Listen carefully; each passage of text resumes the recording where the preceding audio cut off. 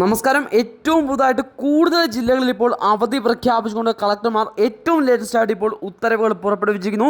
ഏറ്റവും പുതുതായിട്ട് അവധി പ്രഖ്യാപിച്ച ജില്ലകളാണ് ഈ ഒരു വീഡിയോയിൽ ഷെയർ ചെയ്യുന്നത്. അതുപോലെ തന്നെ ഇതുവരെ അവധി പ്രഖ്യാപിച്ച എല്ലാ സ്ഥലങ്ങളും ഈ ഒരു വീഡിയോയിൽ കൂടി ചർച്ച ചെയ്യുന്നുണ്ട്. അപ്പോൾ വീഡിയോ മുഴുവനായിട്ട് തന്നെ കണ്ട് ജസ്റ്റ് വീഡിയോ ഒന്ന് ലൈക്ക് ചെയ്ത് നമ്മുടെ ചാനൽ ഒന്ന് സബ്സ്ക്രൈബ് ചെയ്ത് നിങ്ങൾ എന്ത് ചെയ്യുക, നമ്മളൊന്ന് സപ്പോർട്ട് ചെയ്യാൻ ശ്രദ്ധിക്കുക.